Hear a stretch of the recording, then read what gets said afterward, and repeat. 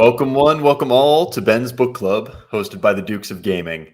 My name is Ben, the Duke of Design, and I'm joined by my fellow Dukes, Cole, the Duke of Rocket League, Thomas, the Duke of Anime, Taylor, the Duke of Nostalgia, and Alfredo, the Duke of Education.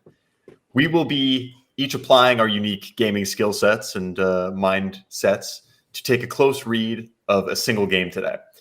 You can find these book club episodes alongside our weekly show on your favorite podcast service or on YouTube, or live on Twitch when they happen, stealthily.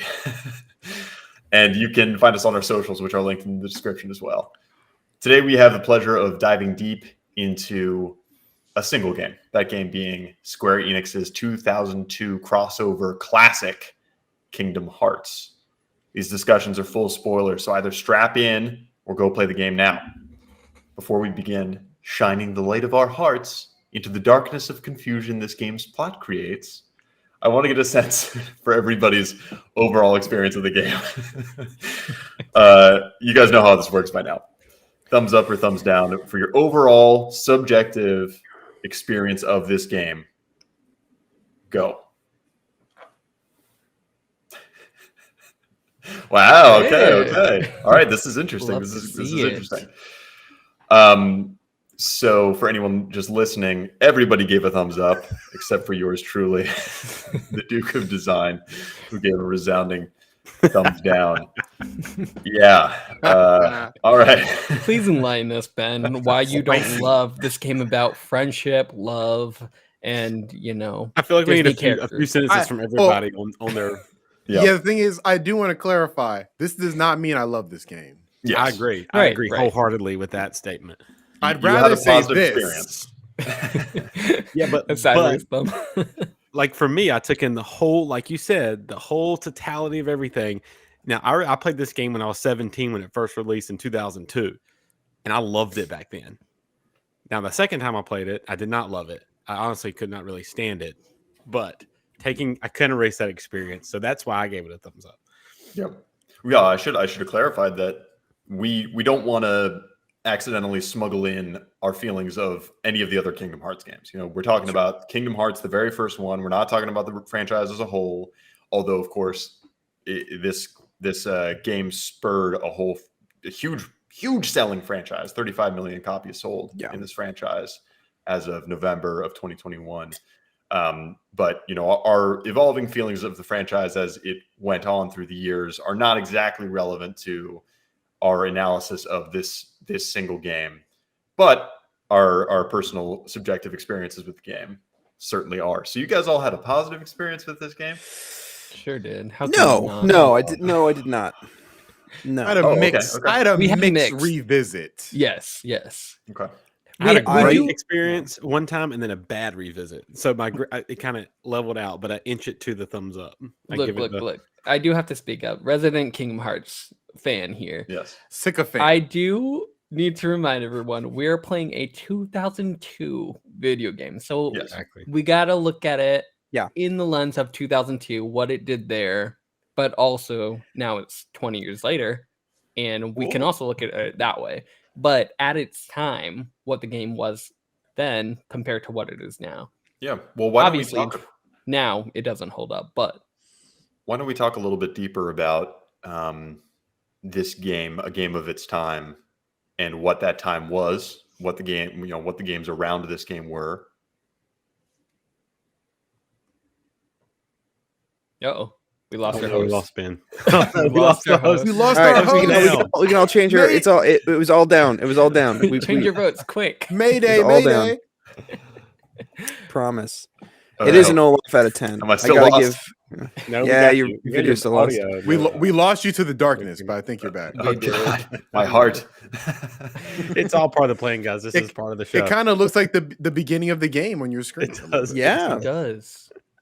Okay, well, I'm not sure I can salvage my camera at this point. He's going to come back as Ansem. Oh. But you guys can hear me, right? Yeah, we can hear you. Yes. We can hear you for sure. Ben isn't nobody. I am literally nobody right now. Unfortunately, I don't think I can solve my camera issue on the fly here because this has been plaguing me for a couple weeks now. But luckily, my mic is still here. So let's dig in. I'll slap a picture of you on there. Yeah, there we go. Let's dig into some of the reception of this game at the time and this game's contemporaries. Let's talk about what was the field of video games looking like at this time, and how was this game received? This game had an 85 on Metacritic. IGN gave it a 9. It came out a year after Final Fantasy X. And like at that time, you got to remember, there's never been a crossover like this in gaming or even in movies. To mix Square Enix Final Fantasy characters with Disney, that was hype beyond belief. Mm-hmm. And when this game hit, I remember being so hyped. To 17 years old, played through most of the Final Fantasies at that point. And when this came out, me and my buddies were so hyped. Played it and absolutely loved it. Thought it was magical. Now, when I revisited it, I didn't like it because it's a PS2 game and it's very, very clunky. You don't know where to go and so tedious. God. Mm-hmm. But at the time, this game was unbelievable. And it spawned a whole franchise because it was so good at, when it came out. People loved it. Yeah. I mean, you got to think what games came out around this time. And I just have a list of games that came out in 2002. We have Metroid Prime. We have Wind Waker, The Legend of Zelda. We have Vice City. We have the Tony Hawk Pro Skater 4, which is one of the lesser received ones. Super Mario Sunshine. So amongst games of that tier, Kingdom Hearts ranks very favorably with all those games. And during this time, so the fall before this, we had GTA 3, Metal Gear Solid 2, like kind of darker games. And all the games, Metroid Prime, like Kingdom Hearts was like, it was so cartoony. It was fun. And it was getting everybody, it was going through this time when PlayStation was getting mature. And it took us all back to our childhood. All these 16, 17-year-olds, 15 years olds went back and played this game. And we got a rebuttal by Clams. While Clams appears. Isn't it kind of dark? It's a little dark with a pretty cheesy. But that's what made it cool. It's like dark how the dark side is dark. You right. know what I'm saying? I guess. Yeah. It's and think about it. When you're in your teens, like that kind of darkness, you're like, man, this is incredible. Oh yeah. That when you were a teenager, every single goth kid was playing Kingdom Hearts. Like, oh, my feelings. Isn't that about when Spider-Man 3 came out? I relate to these heartless. Well, that's why I like Riku so much, because he is the dark side. But Riku sucks. Just put it okay. We'll get to that false statement you just said. But it's exactly what Cole is saying. Like, this is like the kind of the quintessential anime kind of game at this time, where there were no really anime games at their times. And this game also came out at a time where licensed games were a thing, and they were all very, very bad. And there was no crossovers. No crossovers. The crossover was new. Kingdom Hearts is it's the ultimate crossover game. I think that it's something that you would think would never be able to happen. Yeah. It's like Disneyland incarnated. Yeah, it's insane. Exactly. It's insane that they were able to do it. Exactly. And now it seems way more possible because we've seen all these crossovers between, the DC universe and Marvel and all this stuff. But like back then, it was so unspeakable, so unheard of. It was the first of its kind. It was. It was the first time that we got to see not only Disney characters, but Final Fantasy characters, like interacting with each other, interacting with the Disney characters, being able to visit all these different worlds. Ways that don't make sense. But but it doesn't have to, because it's anime. We weren't that advanced in 2002, but I guess you're right. It is an anime, yeah. But basically, they struck gold. Because they had Disney, they could get the Disney fans, and then they had the darkness piece, and everyone was in an emo phase at that time, which is why I love Riku so much. He's into the dark side.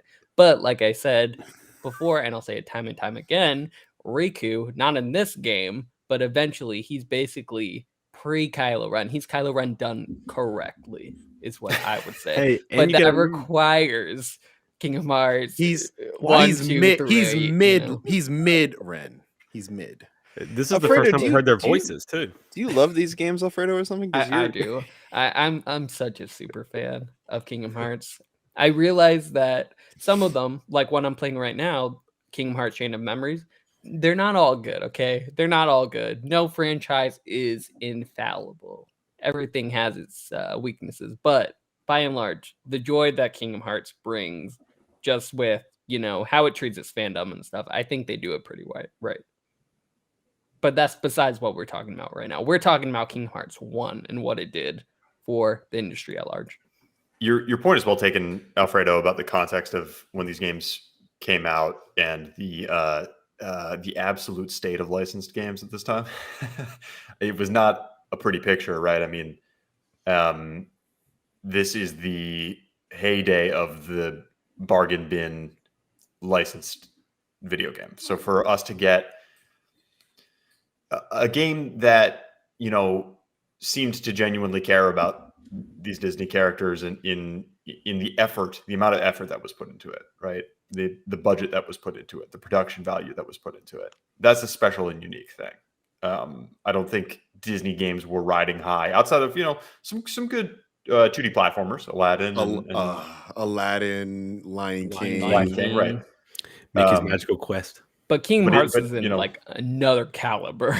Yeah, and it's in the 3D era, right? It's a totally different genre of game than anything we had seen from the Disney stable at this time. So certainly it stands out amongst a sea of mediocre. But I can't say that this is even a particularly great game for its time when you measure it up to the games that you guys were just listing. I mean, what was it? Mario Sunshine and Metal Gear Solid 2 a year before. I mean, like GTA 3. GTA 3, right? These are Wind Waker, yeah. Wind Waker, right? These are some of the greatest games of all time coming out in and around. I'm telling you, it really felt like when this game released that it did live up to that. Like people absolutely loved it. And it was critically, 85 Metacritic is what it had at the time. So I guess you're right. Here's the thing though, Cole. You ever see South Park? You watch South Park ever? Yeah. Do you remember the episode where they had the member berries? No.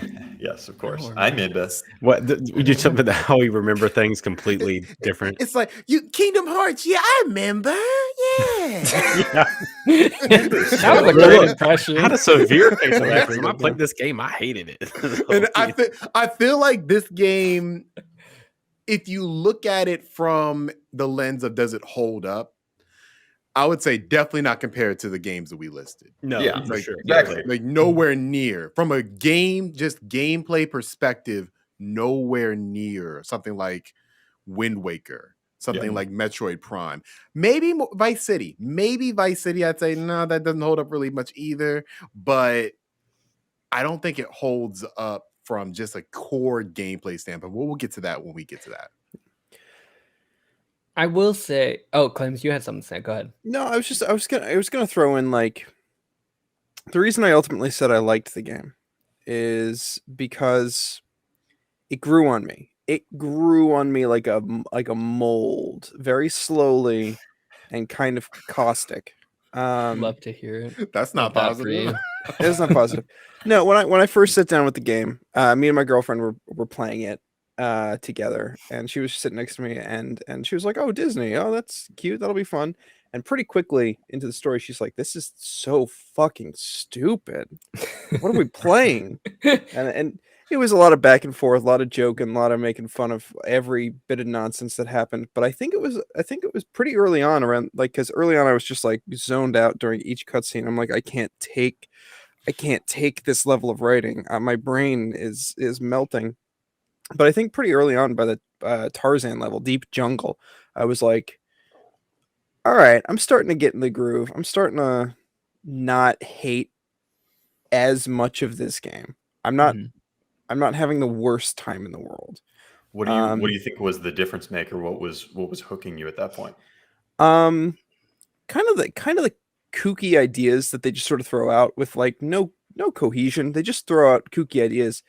I think it was that chameleon boss fight. I was like, that's kind of cute. They even like made it so you could see his shadow. I'm like, that's a nice little detail. It's still doubled down a lot of my issues with the game is there's so much of that early 2000s let's just put stuff in the game and not tell you what's going on, and you just have to play it because you're an idiot kid back in early 2000s. You're playing games just because there's something to do, not because they're engaging. So I did find a lot of the monotony, like the stupid gummy ship.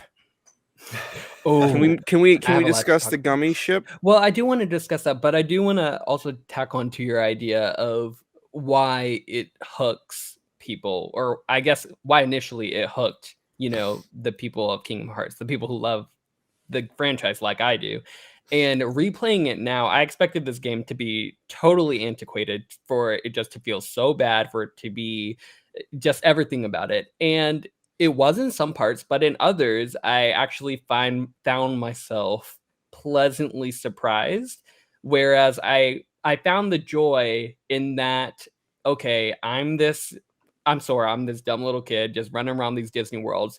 And the key is that this is all about Disney worlds. So as a Disney fan, I get to go into all of these Disney classic 90s properties, relive these stories in kind of the same light, but a little bit different, obviously, so that it fits Sora's timeline. And I get to live in those worlds, and or experience those worlds in a different way, which is something that we have never really gotten to do, because Cinderella, Tarzan, they got their licensed crappy games, but this game is far beyond what any of those licensed games I will say there was a Timon and Pumbaa game for PC that was like by far miles above better than this game. Like just a Timon and Pumbaa. That game was good though. It was great. But real quick, I want to tack onto that one of the positives about this game that made me stop hating it as much is the characters. Even though they're Disney junk. Thomas, what were you saying? Those games that came out the year before and that year, like the Metroid Prime, Sunshine, The Wind Waker, Vice City, Tony Hawk's Pro Skater. Well, Vice City is a game with a lot of cutscenes, and their cutscenes kind of suck. I got to admit, the cutscenes in this game were made for me because of the actors, the voice actors. Yes. Like they didn't get everyone from Disney. They got James Woods, which blows my mind. They got everybody that matters, I feel. They got everyone that mattered, and I was like, oh, okay. Like they're putting some like actual effort into performing, and I started having fun because of that. I'm like, oh yeah, Tarzan's kind of dopey and stupid, but it's kind of funny. He's kind of funny whenever he goes Donald, Goofy, and it just Now I don't want to get too away from our topic. I don't know if Ben had this as an actual part of the agenda, but notice how we're not really talking about Final Fantasy like that. And I think that is to me the biggest detriment this game has, and that I don't think they did a good job of integrating the Final Fantasy characters compared to how they integrated the Disney characters. Obviously, the Disney characters was the primary, like everything about them is right. Like there's no Tarzan is Tarzan. He's following the same guideline he followed in the movie. Same thing with Hercules. But what the fuck is Cloud doing? Like, what is Cloud doing? He's trying to get his memories back. What the fuck is Squall doing with Yuffie? Like what is this? What is this? Why are these 3 Final Fantasy X characters just fairies now? Children. Can I ask? Why are some of the Final Fantasy characters children? I'm confused. Like it doesn't make any sense. Why? It's like lazy. It's lazy. Yeah. Why? Small thing that was irking me from the beginning of the game, because that stupid beach running cutscene where Kairi goes like a fucking demented Muppet. You can't do that while I'm drinking something, bro. Ever since then, I was like, they're using a Disney game. Why are these stupid Square Enix characters not on Neverland? Why are they not like if the story is trying to set them up as like kids lost, they should be in something akin to Neverland. It's cheap and easy, like Disney tie-in, and you don't have all this nonsense Square Enix story miasma. Just well, I mean, I have the reason for you, and the reason is that even now with Kingdom Hearts 3 is that Disney is very strict with using their properties, even though they're like, hey, have this open-ish world Kingdom Hearts game where you can visit places. We're still going to have rules in place, and the rules are that you can only mess with our stories to a certain extent. Like, you can't put all these extra characters like Final Fantasy and mess with the original storyline. For example, with Kingdom Hearts 3, for the Toy Story world in particular, Pixar basically said, okay, we do not want you to reenact the Toy Story story. If you're the Toy Story story, if you're going to do it, you need to tell a side story, an original story that doesn't mess with the current timeline. And that's kind of the rule, or that's like how the rules are set in place for all of these different worlds. Disney is very protective of their properties, and they don't want it mixing too much with Square Enix's stuff, with Final Fantasy. Unless your name is Cloud. It's not exactly how it manifested in this game, though, because these are slight retellings of their stories, with the exception of Hercules. Alice in Wonderland certainly is a retelling. That is beat for beat. Aladdin certainly is a retelling, and that one was the one where I realized that this approach of this light retelling of the story of the movie within the context of the game is really a losing strategy in this game, because it gets worse. And it gets worse as we get down the games. At the very end of the Aladdin section, there's no setup for this. But Aladdin does the thing that he does in the movie, which is, instead of wishing to be with Jasmine, he wishes for the genie to be free. Except in the context of this game, he just says, instead of saving the princess, I'm just going to wish for this genie to be free, who we've had no setup with whatsoever. It's you get the moment, but none of the context. It's complete a lot of nonsense. A lot of the dialogue just sort of happened. Early in the game, I didn't realize that Donald and Goofy were upset with Sora. I was like, "What? Where did this come from? Why are they upset at each other?" I found their interactions so hilarious, even as an adult. I just thought it was wonderful. I liked the dynamic between Donald Duck was good, but no one else was. Yes, Donald is great. Goofy's great. Goofy's great and everything. Goofy's great too. He's not as great as Goofy's Donald. a hack. Goofy's a hack. But yeah. I feel like we like these characters though because we already know them so good. That's true. Like, we're already so exposed to them, so we like them so much already. We don't need a backstory. But like with the main characters of the story, I could care less when Riku turned to the dark side, like started turning dark. Like, we didn't even know him. They had no background at all. It was literally from the very first scene of the movie, he was already dark. Well, he gave you that banana. He gave you that banana. And Destiny Islands. Like, why could he could have turned 3/4 the way through the game or something, or like to your point, Cole. Too. Sorry, your earlier point about us having these positive feelings about these Disney characters based on the properties that they came from, and not from anything that happens in the game. I watched Alice in Wonderland and Aladdin and Hercules while I was playing this game, and in 5 seconds, there is a million times the energy and intrigue and interest in these characters than they display in their entire presence in Kingdom Hearts. Mm-hmm. I feel like that was the only thing they could do, right? Because there's only a certain amount of time you have. Right. I mean, Alice in Wonderland is just an example. Like, that movie, that's an acid trip. But I fundamentally disagree. I don't think it's about how little they use the characters. I think it's about the way they use them when they're on screen. This game has a bizarre, frankly, pretty early 2000s pacing problem in its dialogue delivery. Why is everyone pausing for 5 seconds in between every single line? This is an artifact of the technology in the game, but it didn't have to be this way. This is clearly like a studio who didn't understand how to make the game that they were making. And I think that permeates throughout this entire game. I mean, this is Square Enix's first beat 'em up or hack and slash game. Mm-hmm. They're an RPG studio, and more than that, they're an RPG studio that's used to making RPGs where the people don't talk. Yeah. I mean, when was Final Fantasy X out? A year before this. Yeah, and it was from a different director. So this is this director's Nomura's first rodeo. But also, Square Enix, especially back then, they're primarily a Japanese studio, so they have to translate everything to English, and sometimes that doesn't come about the right ways. I've heard through the grapevine that the Japanese voiceover is a lot better than the English, but this was 2002, where you didn't really have to worry about all No, but you would think I don't know. There are pauses there. That's like there's pauses in the dialogue that I don't think a dub can fix. It's pretty egregious in a lot of places. Like the dialogue's probably the worst part of this game.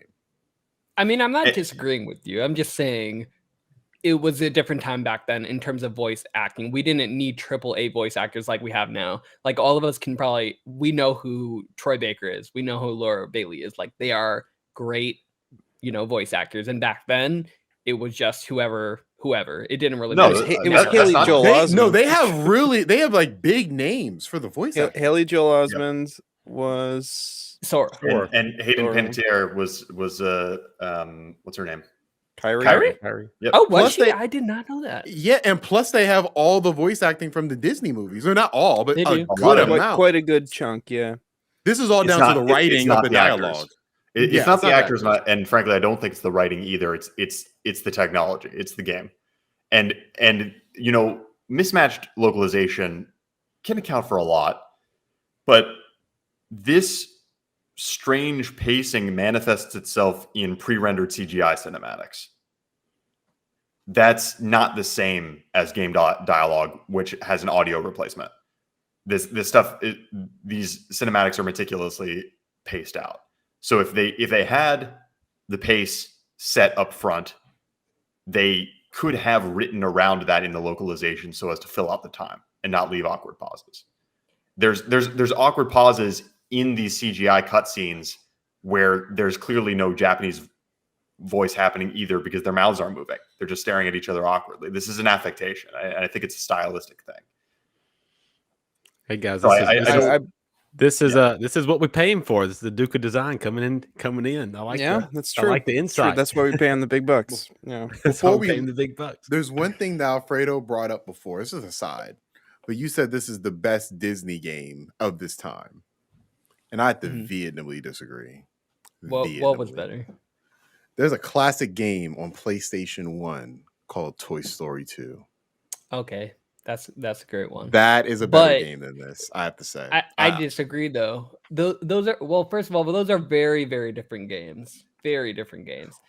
And this game, I think its biggest strength is the power of how it integrates so much into it. It's kind of like Fortnite before Fortnite was a thing. It just has all of the single Disney properties in it. It has all of the Final Fantasy stuff. Toy Story just has to worry about Toy Story. And that's very But there's something to be said about doing more with less.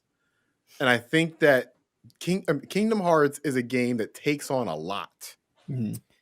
And you get a lot out of it, but I think with something like Toy Story, that's a game that knew what it wanted to be. Mm-hmm. And it's not trying to be this many things. It's not trying to be this many things. It's just Toy Story 2. That's fair. Wait, so Ben, you think that if they had the technology, like let's say if this was on PS3, then it would have been a whole different ball game with the dialogue and stuff? So I think that the pacing problems are partly a technology problem when they happen in the actual live rendered game, but there's also a level of choice there. Like this is a thing that they were okay with. That's kind of what I'm getting at. It's like it's a thing that they could have fixed, but they were okay with because it makes its way into other aspects that are not dictated by the technology. So that's the only point I'm making. It's not that there wasn't a hurdle to overcome there with localization. I'm saying it was a fixable problem that they chose not to fix, and because they do it elsewhere. Mm-hmm. But I do want to. I think Alfredo makes a really good point here, and the scope of this crossover is something strange and peculiar. Right. I mean, there's not that many games at this time that do something like this. Maybe Marvel versus Capcom, where there's a crossover that's not only bringing, because it's not only Disney characters plus Square Enix characters, right? It's all the disparate Disney stories that don't typically coexist. So in a way, it's a bigger lift than Marvel versus Capcom because all the Marvel characters already exist together. How much do you think this game influenced Disney? Like when it comes to that sort of mentality, because after this game came out, they had Toontown, that game. I don't know if this game influenced Toontown. Visually, it looks very similar to Toontown. I used to play Toontown. How dare you? Wait, it does not look similar. What is Toontown? Was like Toontown was like an online MMO Club Penguin. Kind of. It was like a Disney Club Penguin. Yes, where you could like be ducks or cats. Like you can be an animal, like kind of like Goofy and Donald, and exist, and you would like defeat the corporation cogs. It's a whole thing. But I'm looking at the gameplay. This does not look like Kingdom Hearts. Looks exactly like that's what I'm saying. That's disrespectful. Looks exactly like Kingdom Hearts. And then they also had a show that was like a crossover show. You're bringing all this back to me. I remember this game, and I remember this. I remember the show. This does not look like Kingdom Hearts. Exactly. I don't know. It plays like it. I do want to finish your thought, and then that's my thought. That's my thought. Take it away. I want to jump in at the idea of Toy Story 2 versus Kingdom Hearts. Why? And I just want to say the scope of those two things are very, very different. Kingdom Hearts itself is trying to do so many things, like you guys already have said, and it does those things reasonably well. In Kingdom Hearts, they have to integrate all of the Disney storylines. They're trying to create a new franchise. They're trying to integrate the Final Fantasy. They're doing everything, and they don't do them terribly to the point where people want to put them down. No, people are still really enjoying how they integrated the Disney storylines pretty well. They're not 100%, but it's pretty well. They're taking all of these established franchises and putting them into your hands, whereas Sora, you can affect those things and influence the overall Kingdom Hearts story as Sora, if that makes sense. Like it has to do a lot more than just taking a pre-established franchise, which is something like Toy Story or Cars or whatever Disney franchise it may be, and just saying, hey, we're going to make a Toy Story 2 video game, just have them run around and do this. Like Kingdom Hearts is so much more than that. You make a good point, Alfredo. I think the counterpoint that's already been made is that they determined what the bounds of the story or what the bounds of the game were and what they were created. They created the scope. What they were trying to bite off here, and I do think there are indicators that they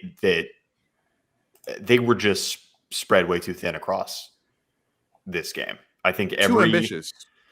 Yeah, the amount of backtracking and running around in circles that you do in every single one of these tiny little worlds that are like diorama of abstractions of the games that they represent, where you're just running in circles and circles and circles to pad out the length of your stay there, tells me that they could not invest in heavily enough in any one of these worlds to make it compelling on its own. I mean, this first reared its ugly head for me during the Deep Jungle section, which counter to you, Taylor, this is when the game started to sour for me, because at first I was appreciating the game for what it was.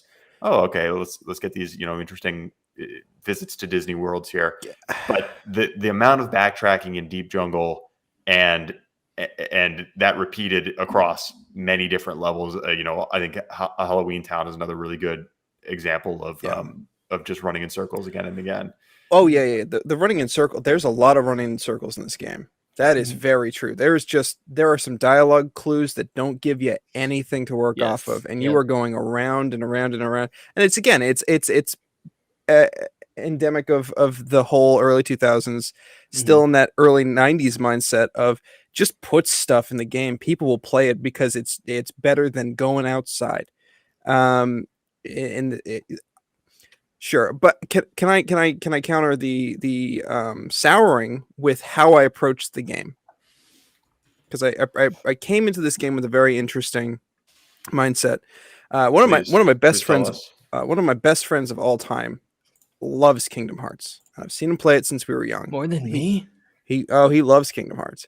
But you were also influential in how I approached this game. I said, what is wrong with these people? Why? What drives them? What compels these lunatics? What compels them to play this game? So I went in with that mindset, and it was almost like Stockholm syndrome. At the by the Tarzan level, by the Winnie the Pooh level, I'm like, I'm in it and I can't really stop. And I started everything that was bothering me about the game to begin with. I started going, is this that bad? Like the combat, oh, it feels rewarding. You get XP, you get little notifications that say your attack's better. Is the story that bad? Like the characters are kind of cute. Like I just sort of started settling into this like acceptance. I was like, this is how the game's gonna be. It hooked me like painfully in my buttock, but and I couldn't get away, but I lived with it. I want to counter your counter.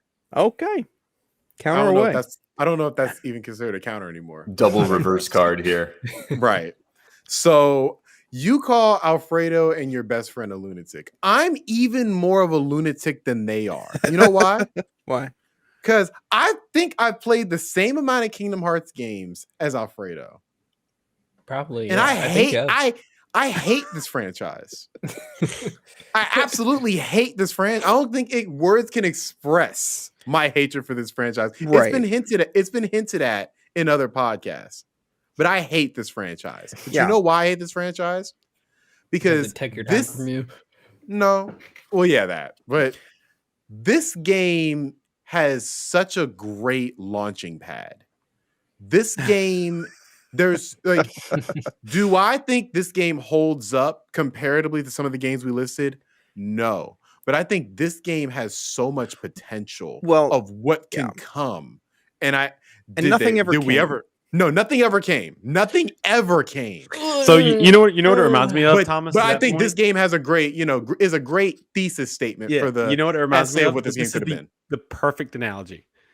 It's Star Wars Episode 7. Well, it's Episode 7, and even to the point that at the very end, you're trying to find Mickey the whole time, and you find him at the damn very end, and you see Luke Skywalker. Runs away. Oh my god! They just run away. God damn, that's actually a really good one. That's a really good analogy. And then everything after that sucks. That's a really good analogy. Yeah. Can I make what I think is an even better analogy and has more evidence to back it up? Because coming in from the aspect of like what's making people do this, why are they Stockholmed? I've met people, and I know you all have too, who only love Disney. It is a personality trait. Right. Talking to one today. God damn. Yeah. There are so many people like that who probably were very influenced by this game growing up.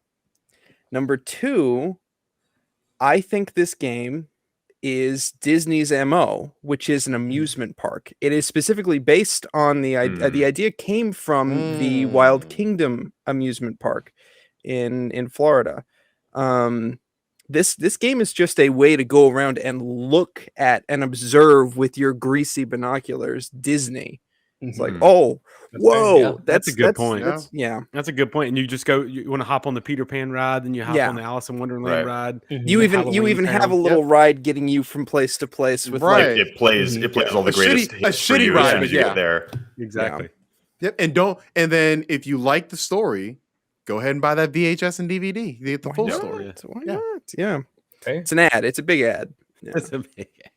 Damn. This is interesting. I do think that's a worthy encapsulation of the Disney presence here in the game, and I agree with you too. I think I've got another Kingdom Hearts fanatic friend, Eric, who's a good friend of mine, and we argued on and off about why this game is great or why it's not. And I had never played it, of course, which is why I wanted to dig into it here, but.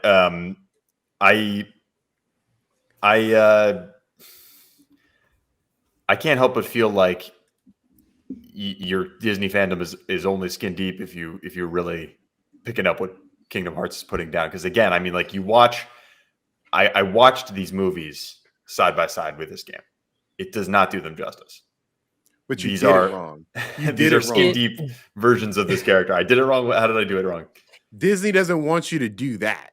Disney wants you to reverse. They want you to either play it and then watch the movies, or watch the movies and then take some time off, then play it. Because there's going to be either remember berries or they're going to hook you like an ad. Right. I think that like Ben is saying, they do a good enough job at recreating the magic. Like the magic, because I am a Disney fan and I'm a Kingdom Hearts fan, obviously. And I'm sorry. The magic is that it creates the magic is that it recreates what you remember. Oh, I can play with Hercules. I can like be in the world with like all these different people. I can be in Toy Story World. I can be in all of these worlds. Like that's where the magic lies. So it like it targets a specific subset of people who like Disney and also like video games, which are a lot of people. Well, think about kids. Like I always struggle with this, like tearing down these games that are built for children, you know? Like, should we be tearing these things down and looking at them with a critical eye? I mean, I think so, but it's just weird to think about, because like for a children's game, it's phenomenal and kids love it, and they still love it. Hooked me. I mean, I was maybe I might have been 8 when this came out.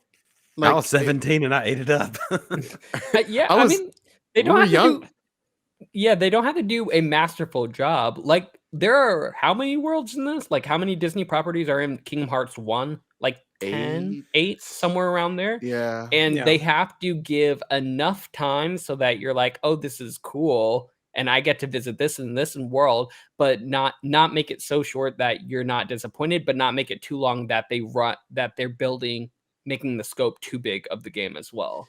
Yeah. So I feel like they had a really tough job on their hands by putting themselves in that position, and they did a good enough job where they were able to find that sweet spot where people were like, okay, I don't hate this because I'm not wasting my time here, and each world is being given an appropriate amount of time. And I feel like that time it spends on each world doesn't really accomplish anything or culminate in anything. It just sort of is. All of the worlds do seem pretty vapid. There isn't a lot of stuff going on, but you still get no NPCs in these worlds. Well, this is 2002, and this is their first attempt. So, like you said, Thomas, this is their first step of building this massive world, and they do get better at it. They do, and I feel like where they really shine is when they can take worlds and make them really unique. So in Kingdom Hearts 3, you get Toy Story World, where you have all of these things in Toy Story World that are completely unique to that world that you can't do. You can get in giant action figures and shoot like toy cannons and stuff like that. With this one, all we really got in Kingdom Hearts 1 is Ariel, like Atlantis, when you could go and become a fish and have all those mechanics. But I think it does deliver on that promise a little bit. Like you can in Ariel, you can swim around and you have a mermaid fin and stuff. And then like you can fly with Peter Pan. You're fighting alongside Jack Skellington. So it kind of delivers on this promise to hang out with these Disney characters and, do different things. And there are different mechanics in the worlds that kind of draw you in. I mean, so I feel like it kind of does deliver on that. Right. On that It's initial like promise. It does the literal bare minimum of ingratiating you in the world. It definitely does, but it's the bare minimum, in my opinion.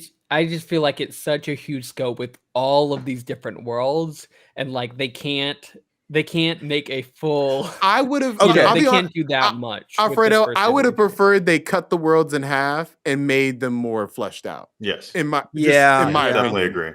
Like because the worlds in half and like areas made them longer. Cut the actual worlds, like cut the number of worlds. Oh, I see. Yeah. Like I don't need a Jack Skellington world.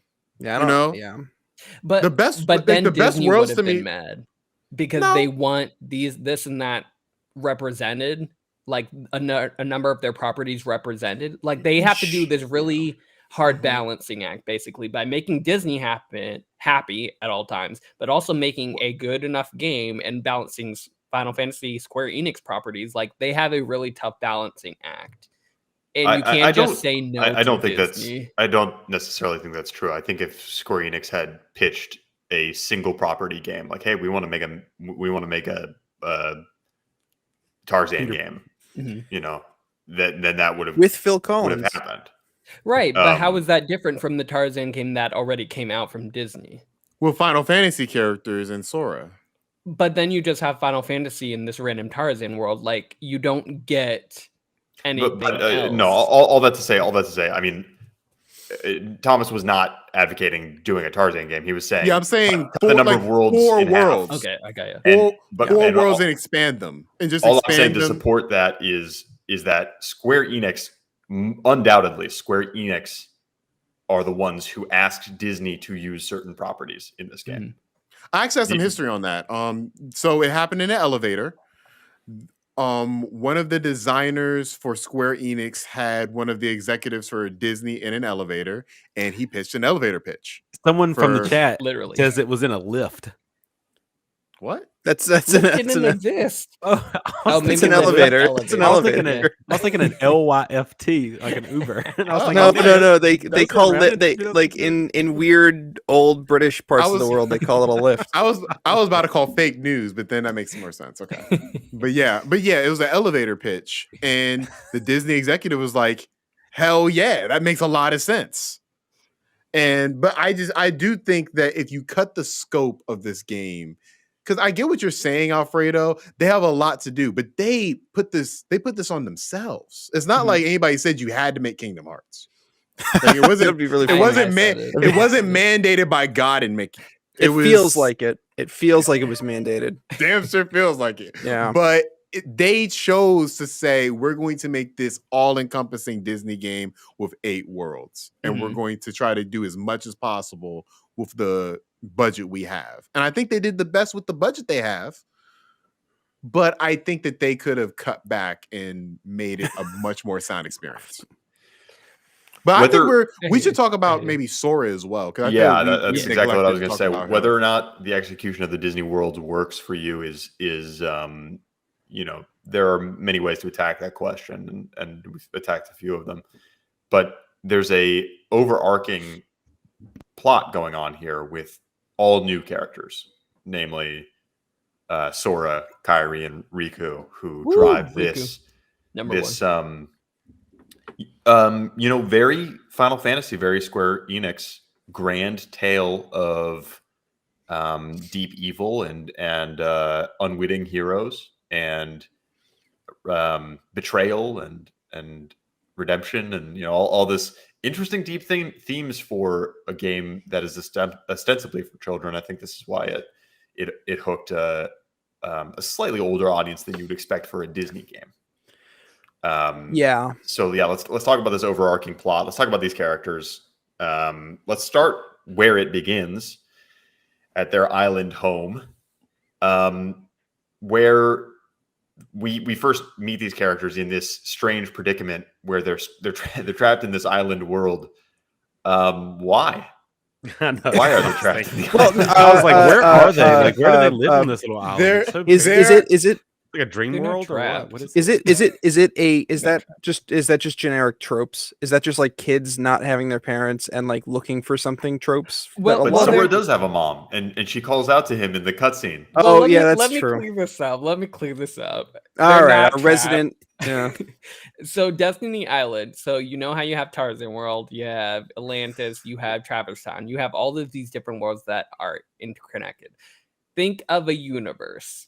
Like, we're on planet Earth, and there's this other planet that isn't a part of our solar system that we're completely unaware of. That's what's happening in Kingdom Hearts. Let's call it Nibiru. Sure. You're in Destiny Islands, which is where Sora and his friends live, and they think that this is the only planet, in quotes, planet that exists because they don't know what is out of the solar system. But it is more than that, Alfredo, because the first thing you do in the game is build a boat to sail on the sea. But they already had boats. They already had boats. There were boats sitting there. So that part is Sora and his friends, they're kids. they're 14 years old. They're looking for things to do. Their dream is to go out and look for other places other than Destiny Island. Like what's out there? Like they're thinking of like those kid-like adventures where like you go out and you play pirates or something and you discover a new land. Like that's what they're thinking about. And then they get wrapped up into this whole new thing where, oh, actually there are different worlds out there. Like they were just playing pretend essentially. I'm sorry. Some people know more, like Riku. Some characters do know more than others. So do they ever know all of this? Do they ever really say any of that in the game, Alfredo? Or is that no? There's a lot of headcanon. Yeah. which I appreciate, but I want to. This is where I get to the writing, because I just disagree, Ben, when you say the writing's good. Like the setup. Did I say that? He said that. I did not. I certainly didn't mean to say that. If I did say, I said. I think I said earlier that the biggest problem with the dialogue isn't the writing. I misunderstood. Okay, so this game is written by 3 writers. I don't know their names per se, but I know that the director of this game is Tetsuya Nomura, and this is his first rodeo directing a game. Yep. And he was a character writer for many Final Fantasy. He's a character designer. He designed Cloud. He designed a bunch of the Final Fantasy 7 characters, a bunch of the Final Fantasy 6 characters. 9. And a bunch of them. No, not 9. He didn't design 9. Oh, he didn't? No, he didn't design 9. That's the one he did. 10? That's why Vivi's the only character from 9. Hmm. But so he designed a lot of the and 8. So a lot of the characters that appear in the game are from Final Fantasy standpoint are characters he designed. And you can tell this is his first rodeo because in all the games, the Final Fantasy games and the previous ones, the setup is very clear of how these characters are in the predicaments they're in. Kingdom Hearts does not have that at all. It just starts. It just starts on Destiny Island. Why they're on Destiny Island? That's where they live. I don't think it's that. Where is Destiny Island? How'd they get there? Yeah. How are all these other kids there? Don't think about it. Let's start the game. I really don't. Why is Sora waking up in a just random place in the darkness? Who cares? Let's just. That's why we can headcanon it, but that's what it is. I chalked that up to just like movie tropes. I chalked that just up to they were just like, what do we do? Fuck it. Who cares? Let's just they're kids. They're a loss. Yeah. But my thing is, in the older Final Fantasy games, that's not the case. Like it's a clear setup world from the jump before we even meet the characters. But this game does not have that. It just starts.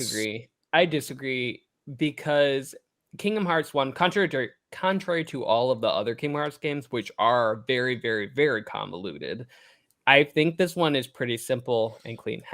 That's the theme song name. I think this one is pretty simple. Yeah. I think this one's pretty simple. You're a kid on Destiny Island. Sora on the intro screen, he's like, I've been having these weird dreams lately. And then it goes into the dream in quotes that he's having of him being in darkness. And then, Sora wakes up. He's a kid on Destiny Island and he's just playing with his friends. Like, that's the setup. But what is Destiny Island? It's just where they live. I can appreciate what you're saying here, Alfredo. I think the problem here is that the game itself in its setup invites speculation about who these kids are, why they're there, and what the hell is going on. Because their immediate aim is to leave. And it's not presented as a make-believe thing. It's presented as something that they need to do. We don't even know that there exist any adults until the cutscene before we go into Disney Worlds. Yeah. And not only that, but we are explicitly told that Kairi just showed up one day. No one knows where the hell she came from.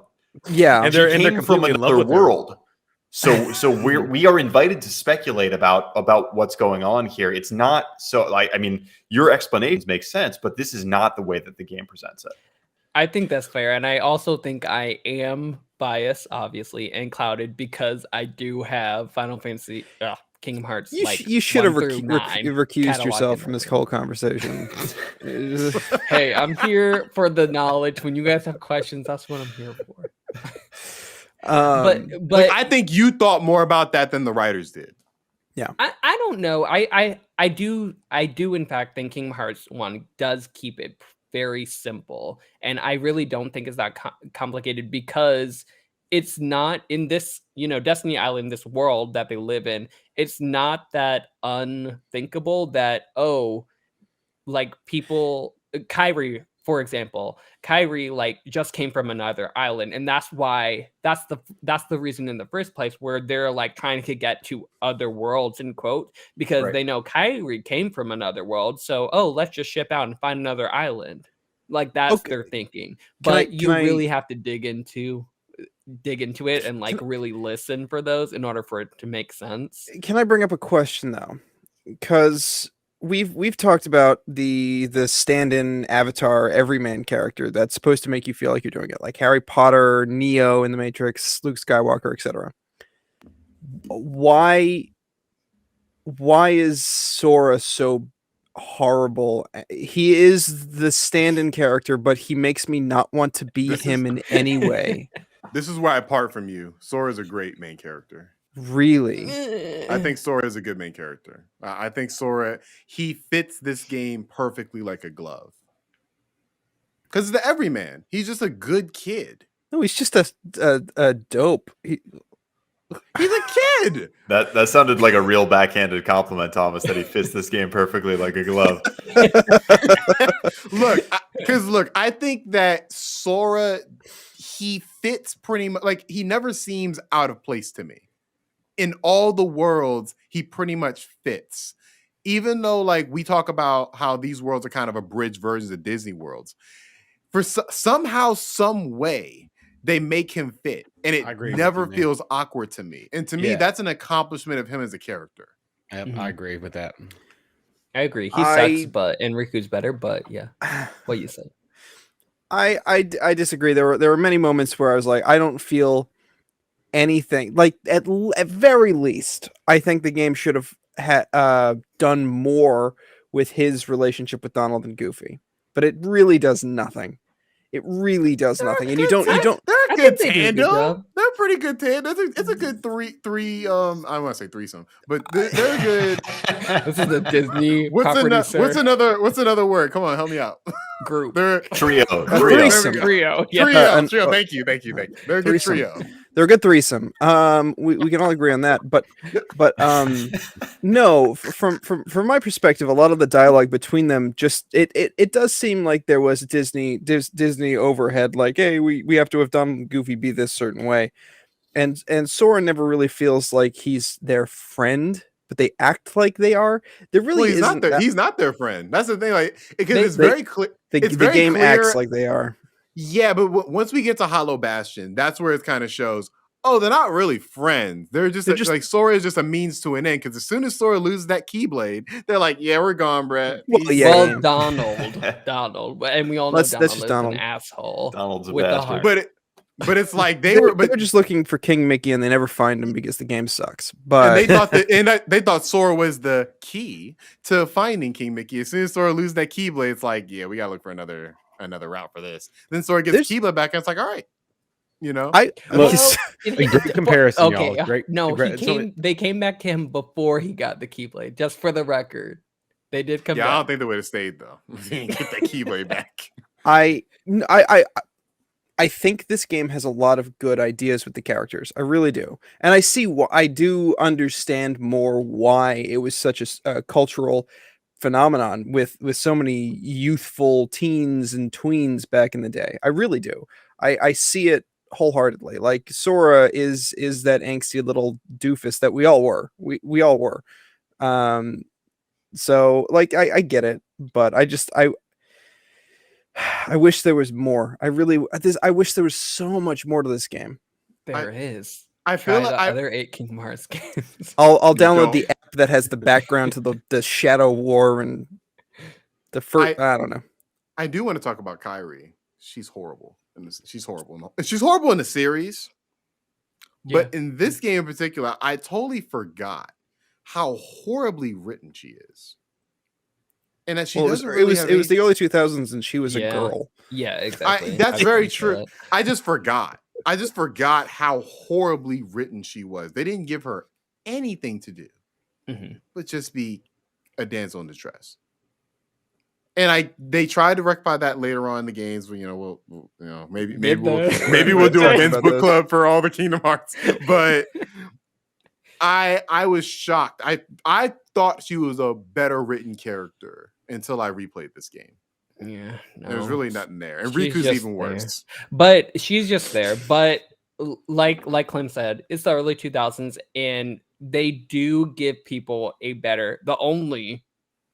I can think of, the only good female character in this game, who is Aqua, which you do get, and she is probably one of the best written characters in all of Kingdom Hearts. Yes, Aqua. Oh, okay. You mean like in the series? Yes, they do rectify that issue of not having any female, actual well-written characters, female-written characters. But Kairi. She's good. She's good till we get to 3. But I digress. What can you do? Yeah. What can you do? I will say on the final cutscene though, with Kairi, they got me. Just the endings, and I think Kingdom Hearts is very good with. They're kind of the masters of the cliffhanger ending, unfortunately, and the master of the teasers, because in each of the games they do have special secret teasers, but they are always. They're really good at capturing, I want the next game. I want more. I want to know what happens, which is good for better or for worse.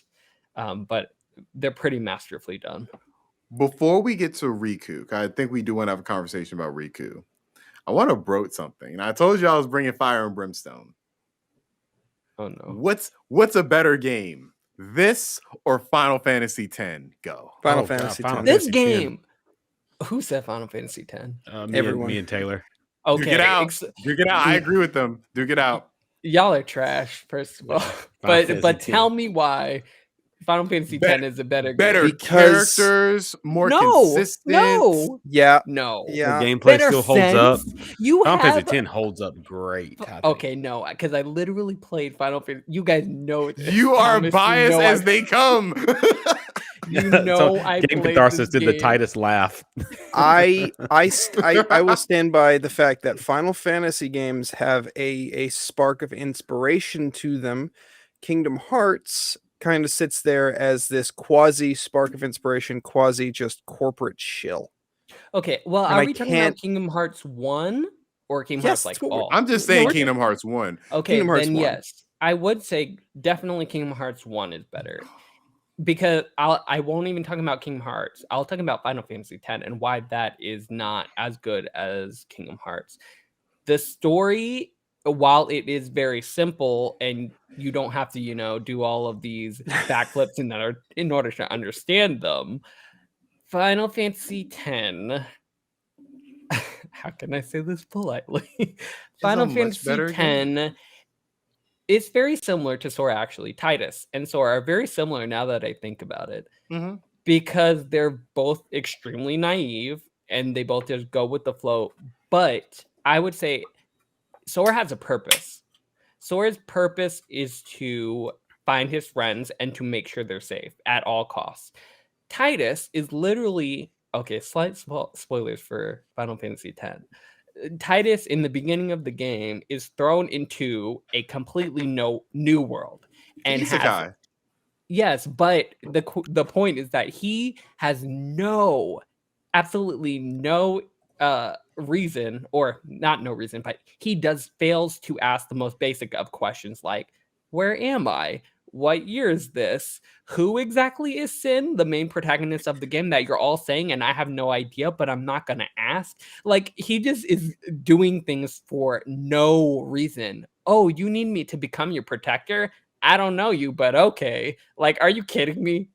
I rest my case. This is I rest my case. Final Fantasy X, though. And Sora is like, we got to find King Mickey? Look, you got to remember, though. No, Titus Sora is wasn't not real. about... Sora's not about that. Sora Titus? is about I as Sora have to find my friends Kairi and Riku. That's what he's about.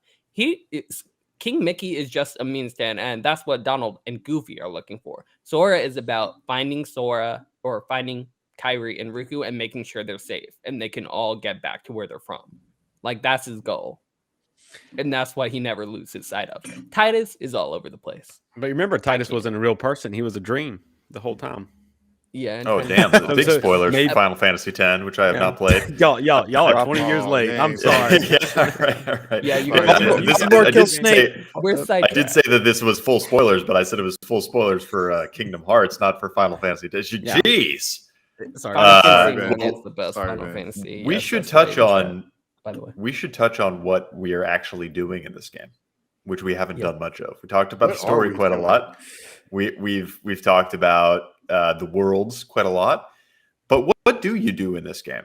For me, enemies a bunch. For me, it was press X. Yeah. Press X a lot.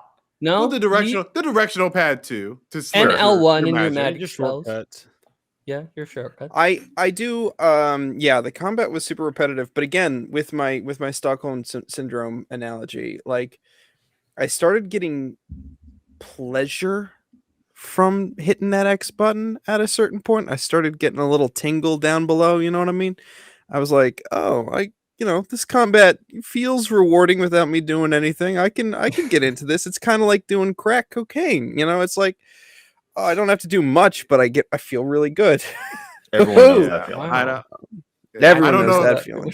I don't know if my tingle was that down below. I think it was more towards my stomach. Just like it was like a weird gurgling, like an indigestion. Quick question for you guys: when you played this, did you play on normal or proud mode? I played on proud. The second time around, I played normal because I couldn't be bothered.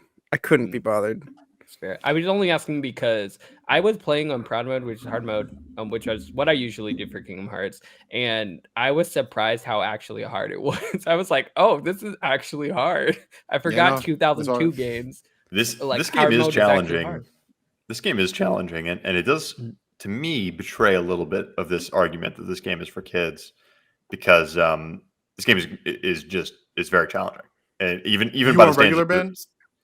Yeah, I think I was on regular. I don't recall putting on proud mode. Even by the standards of the time, this game is challenging. It was hard as a kid. The it definitely was hard as a kid. Yeah. Y'all remember how hard Lion King was though as a kid? Lion King was games. That was dumb hard. Yeah, that Aladdin, those are hard. I do have to admit one of the main winning points for this game with me is the bosses. Their phases are so subtle. They're subtle boss phases, and they're you really do feel pretty accomplished by the end of them, especially because there's no health bar, there's no nothing. You're just going at it hoping you win. No, you get the scan ability and you can get their health bar. But like early on, like I was upset that early on I was upset that there was no health bar. But later on, I'm like, this kind of makes it feel more like a gritty, like I'm genuinely scrapping for my life. And I'm like, there was some fun to the boss fights. I agree. I think the boss fights were impressive, especially thinking of a 2002 game. Like the variety was awesome. I thought they were fun, and I think the combat for an action beat 'em up 2002 was decent, pretty good. One real point of contention. I think it holds up kind of. Yeah, one real point of contention for me with the boss battles is just the totally we lost him. And utterly arbitrary. What did you say again? You broke up a minute. We got you now. I said the hit zones on the bosses, the hitboxes on the bosses, it's completely arbiary. I agree. There's like no rhyme or reason as to where the weak point is going to be on the boss. You go back to the first boss, which was Alice in Wonderland. Yeah, the big guy with the Paper long mache. arms. And you get on the ground and you do that lock on move and it tries to lock onto his hand. So the first time I went that boss fight, I'm like, oh, you have to break his hands off or something, because he keeps throwing those stupid fireballs at you. And I was getting real pissed off. And I'm like, oh, it gives you the option to hit the hands. That doesn't mean anything. That doesn't mean anything. No, it doesn't. No, you did hit the hands at the very beginning. But it doesn't change. It doesn't change the boss fight. It implies that it does, but it doesn't. like I do agree with Ben saying like the hitboxes are completely arbitrary. Well, and it's frustrating too because animations take over and you can't land your hits. Like the Alice in Wonderland one was really frustrating. You jump off the table and then you try to hit them and you miss so many times because it doesn't register the hitbox. Well, but I could be wrong, but I don't remember many games that had like bosses with different like parts to aim at from a lock-on standpoint at that point in time. I really don't remember that many games. Like when I'm thinking of lock-on systems, mainly I think of like Zelda, and Zelda is just one like hitbox. Shadow of the Colossus came out. That was after. That was after. Jeez. Yeah, that was after that. That's like 3 years after, I think. Yeah. Well, can we all say thank goodness for this lock-on feature, because the camera in this game, it's real bad. The camera, like if you have it on manual mode, like it has this drifting kind of thing. So once you press one direction and stop, it'll keep going for a little bit. But early 2000s, what can you do? I can't imagine.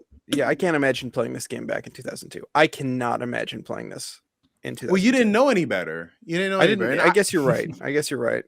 Yeah, and I will also say, like, this game from an RPG standpoint works in ways that hold up to me, because this game was theoretically my first Final Fantasy game.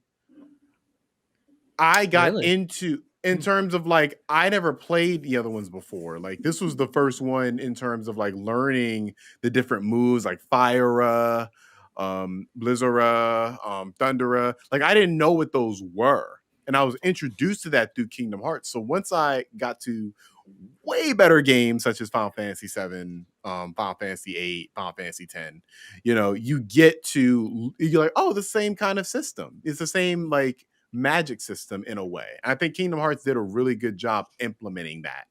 It's not as good as those games, but those games are turn-based RPGs. So for it to do that in a third-person setting, in a third-person action RPG, I think it did a very good job of doing that.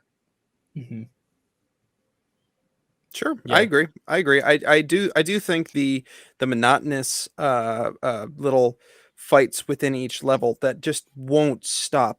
They won't stop. The enemies spawn every single time you walk through a corridor, and that's annoying.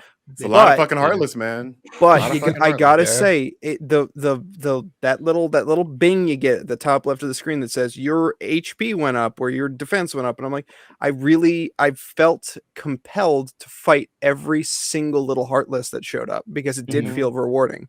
It gave me that little zoom out. That little zoom out it does, like where it just like kind of scans the battlefield, like with the little slow-mo effects. Yeah, that is something.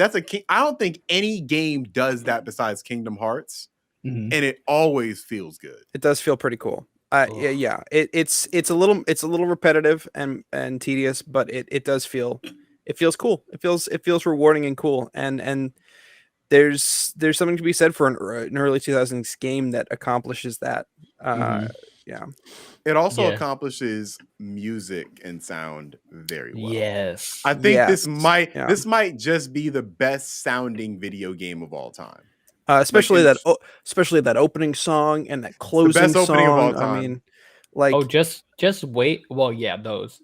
But just wait till Kingdom Hearts 3, where you get the entirety of Frozen. What was that hit song?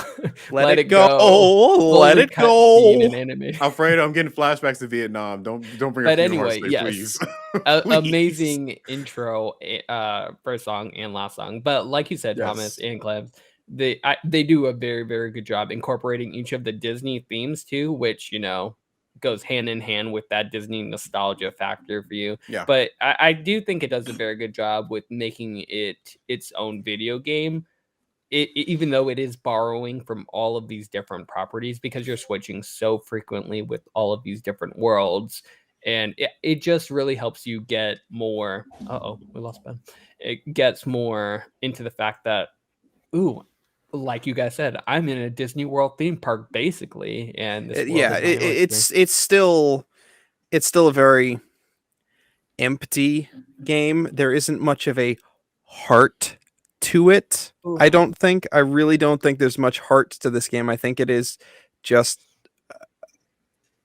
a corporate shill. I really do. You know what's surprising to me is they set it up as a franchise from the game one. They set this up as a franchise going forward, to its detriment, in my opinion. I think so too. I think it would have been a much better complete game, and then bring in your franchises after. But it feels like something. Have you ever seen The Mummy? Like like Brendan Fraser. No. Oh, with Tom Cruise. It feels like that, and we got Ben back in. Hey, what do you know? We decided to stop talking about Kingdom Hearts. We're talking about the Mummy franchise. Just for a second. So, do y'all remember The Mummy with Tom Cruise? Yeah, we sure do. Well, before let's tell Ben. I'll just ask the question if or I just said that it's weird that they started this off as a franchise, like they were going for the franchise. So then Thomas is going with and then continue. Yeah. So The Mummy was a movie that came out, I believe, in like 2015, if I remember correctly. I'm a big fan of the original Mummy series, so I was interested in this. That movie was setting up other movies that wasn't even guaranteed. Yeah, they were trying to do like a whole universe. Yeah. Right, and that we never got the dark universe. Yes. Yeah. This one feels like, and obviously they probably had the green lit, but it just felt like this was the appetizer for what was going to be this huge franchise. And I think it's to its detriment. I feel like it would have been better to me as a more standalone story. I would like to say it was the appetizer to a KFC bucket of chicken. Like it wasn't like an appetizer to like a good meal. Like real greasy, unorganized. Yeah. I have a hard to believe. Very corporate. I have a hard time, agreeing with that, because I think they, like I said, I think they did a great job on their first run, because they set up so many different things with, like you guys were saying, you were praising the combat because it's rewarding. You were not so much praising the worlds, but it's stuff to look forward to in the future, which they can build on. And I think because they were able to successfully build that great foundation with the unique characters, and integrating Disney stories and integrating Final Fantasy, integrating their own, and do a good enough job where they have a basis to jump off of. It's like they built a great foundation and then built like a treehouse. Like they didn't build like a substantial mansion. I agree, because a lot of people, including myself, would consider Kingdom Hearts 2, which is the next real game in the series, to be a significant step up to what Kingdom Hearts 1 was, and it really is. It kind of is taking a chance, though, because you would expect this Disney story to have a storybook ending, and they opened it up. They subverted our expectations. You know how I love it. Dang, it's everyone's favorite phrase. Everybody. Well, we'll agree to disagree on that one, Alfred. Yeah. We've covered a lot of territory here, guys. We've covered the Disney franchise. We've covered a little bit of the backstory of these games. We've covered the unique story and characters in this game. We've covered the gameplay, but what we haven't covered, if you were gonna propose a Square Enix crossover with a property of your choice, what do you think would be the most fitting, Kingdom Hearts successor? Wait, a Disney property of our choice, or any property? Any property of your choice. In the vein of Kingdom Hearts, like the same art style, stuff like that, or you decide. The Matrix. Does it have to be? Oh my god! all the leather and all the zippers. I mean, that makes sense. It makes sense. Oh my god! Visually, yeah. Well, I would immediately say something like an actual anime property, because that is actually where Kingdom Hearts does best, where it leans into its own story, even though it is the so Animatrix. Yeah, so like something like Attack on Titan, maybe. I feel like Academia. You can't go that mature. There's people murdering people in Attack on Titan. Okay, that's fair. Yeah. I would say One Piece would be a better fit. One Piece, I feel like something that's wide you know what? open.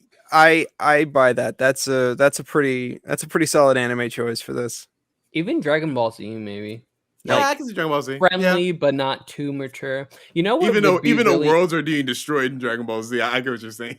Well, you know what what would be really interesting if instead of Disney, Square Enix partnered with Cartoon Network, because they have like a more mature feel to them, but at the same time they're still cartoonish and. I would love to see a Courage the Cowardly Dog Kingdom Hearts level. Yeah, that's I think that would actually be pretty good. That's a good thing. I would like to see Square Enix with Nintendo. Cole.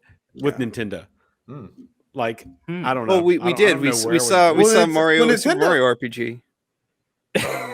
Nintendo has a bunch of characters that don't say much.